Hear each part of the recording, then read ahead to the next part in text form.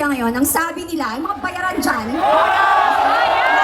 ano ba kayo ng INC? Eh, kinakalaban nga nila, mga magnanakaw eh.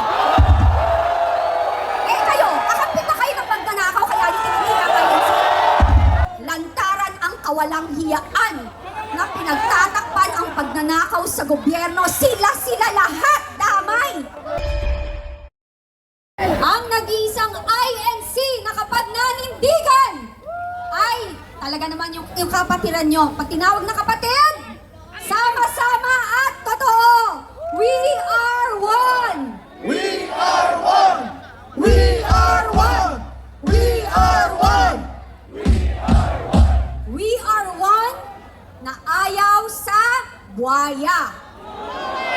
We are one na ayaw sa magnanakaw at mga sinungaling at abuso sa posisyon na pinahiram na temporary lamang sa kanila ng mamayang Pilipino. Hindi tayo dapat matakot sa kanila. Dahil tayo ang amo nila. Ang tax ng bayan ang nagpapasweldo sa kanilang lahat. Tayo ang inaapi nila samantalang sila natutulog sa mga komportableng bahay, di aircon, kumakain ng masasarap na pagkain. Pero ang mga ordinaryong mamamayang Pilipino, minimum wage earner, hirap na hirap.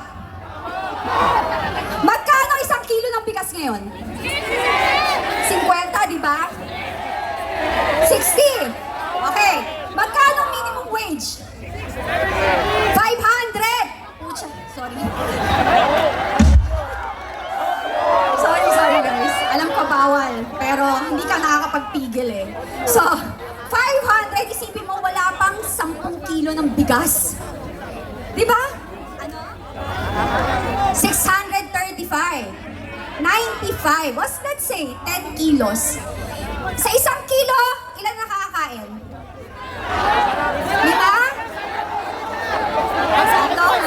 Tatlo yung iba, 5? Tatlo. Okay, 3 lang daw. Minimum sa Pilipino, 4 sa isang pamilya. Nanay, tatay, 2 anak. Okay? So imagine ninyo, 1 kilo, 3. Kulang, di ba? Paano pa ang tubig? Pambayad sa tubig? Pambayad sa kuryenteng mahal? Ano yung pambayad sa upa? Pamasahin yung araw-araw.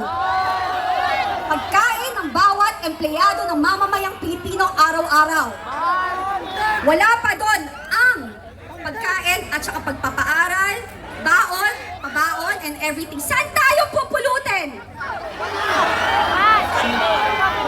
Kangkungan. Hindi nila tayo naiintindihan kasi hindi sila galing sa hirap.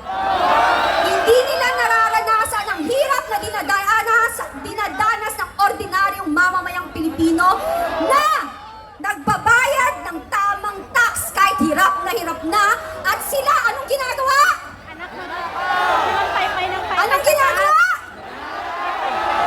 Ninanakaw. Alam mo, alam mo ang tawag ko dyan? Alam niyo yung kalyo? Alam niyo yung kalyo, di ba? Kasi kung masisipag kayo, may kalyo kayo. Kahit na anong tanggal mo, ang kapal ng kalyo, bumabalik pa rin. Ganyan sila kakapal. Diba? Ganyan kakapal ang mga pagmumaka niya. Mga kalyo. Hindi lang buhaya, mga kalyo pa. Kalyo!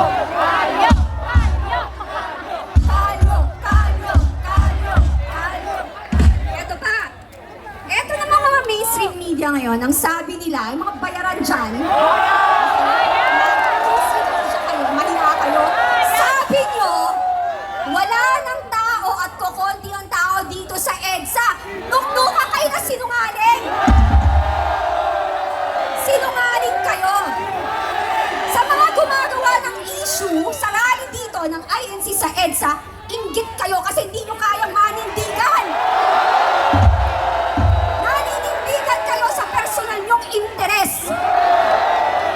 Sisiraan nyo ang dami nyong page pinagagawa sa Facebook. Ano ba kayo ng INC? Eh, kinakalaban nga nila, mga magnanakaw eh.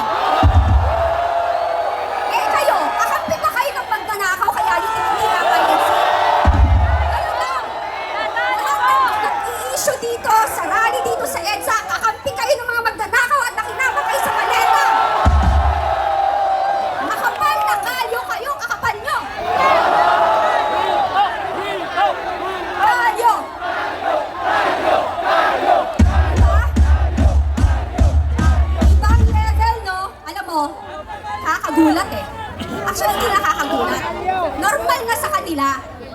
ilan witness ang lumabas.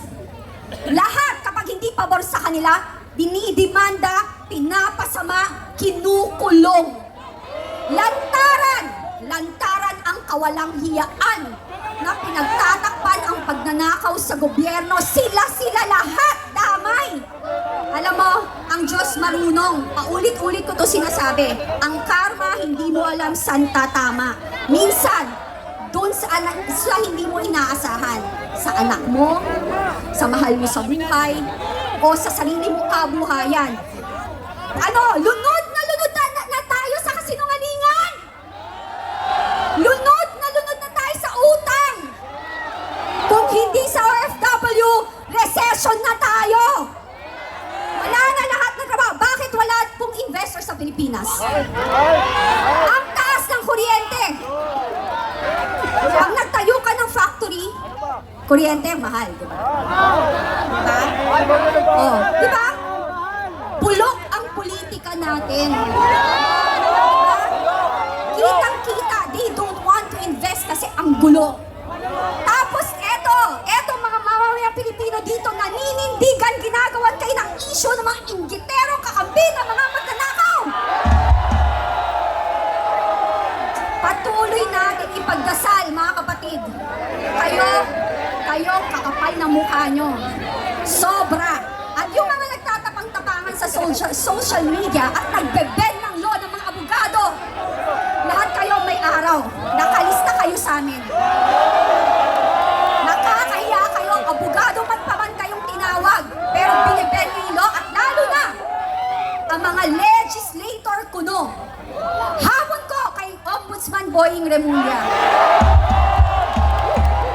Bago mo kasuhan at ikulong ang mga gusto mong ikulong, unahin mo ang mastermind at sinasabi mo pinakamalala na magnanakaw sa kabanang bayan na si Martin Romualdez. Siya ang unahin nyo. Dahil ang tagal nyo nang sinabi yung kasong yan. Pero hanggang ngayon, hindi mabuo. Wala isang salita! Brad ba? Saya, no? Tagos! Marami